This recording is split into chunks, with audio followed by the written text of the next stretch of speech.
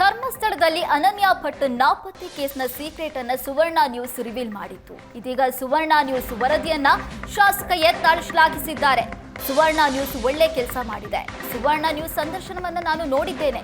ಎಲ್ಲವೂ ಸೃಷ್ಟಿ ಕಟ್ಟುಕತೆಯನ್ನ ಕಟ್ಟಿದ್ದಾರೆ. ಅನಾಮಿಕನಿಗೆ ಮಂಪರು ಪರೀಕ್ಷೆ ಮಾಡಬೇಕು ಅಂತ ಶಾಸಕ ಯತ್ನಾಳ್ ಹೇಳಿರೋದು. ಧರ್ಮಸ್ಥಳದಲ್ಲಿ ಅನನ್ಯ ಭಟ್ ನಾಪತ್ತೆಗೆ ಸಂಬಂಧಪಟ್ಟಂತೆ ಶಾಸಕ ಯತ್ನಾಳ್ ಹೇಳಿಕೆ ಕೊಟ್ಟಿದ್ದಾರೆ.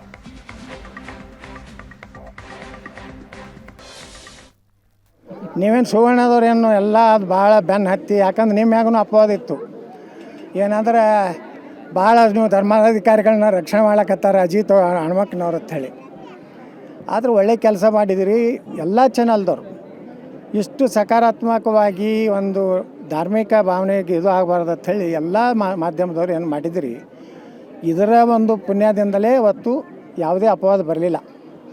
ಇಲ್ಲಕಂದ್ರೆ ನಿಮ್ಮಲ್ಲಿ ಏನಾದರೂ ಒಂದು ಕ್ವಶನ್ ಮಾರ್ಕ್ ಇತ್ತಂದರೆ ಭಾಳ ದೊಡ್ಡ ಹಿಂದೂ ಧರ್ಮದ ಅಪಮಾನ ಆಗ್ತಿತ್ತು.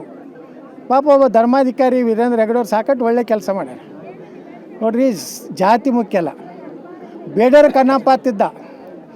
ಬೇಡರ ಕಣ್ಣಪ್ಪ ಅವನ ಭಕ್ತಿಗೆ ಶಿವ ಲಿಂಗದ ಮೇಲೆ 2 ಕಣ್ಣುಗಳು ಮೂಡ್ತಾವೆ. ಆ 2 ಕಣ್ಣಲ್ಲಿ ರಕ್ತ ಬರ್ಲಿಕ್ಕೆ ಚಾಲೂ ಆಗ್ತದೆ.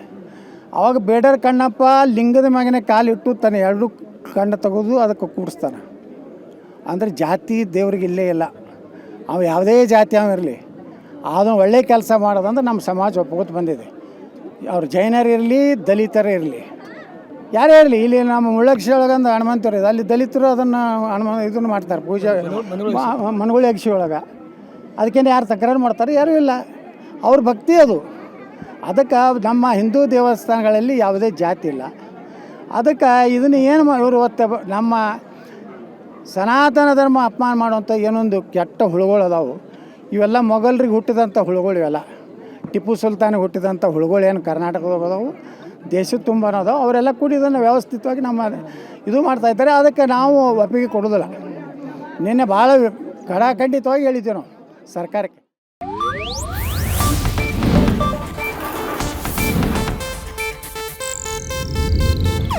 ಇದು ಏಷ್ಯಾನೆಟ್ ನ್ಯೂಸ್ ನೆಟ್ವರ್ಕ್ ಪ್ರಸ್ತುತಿ.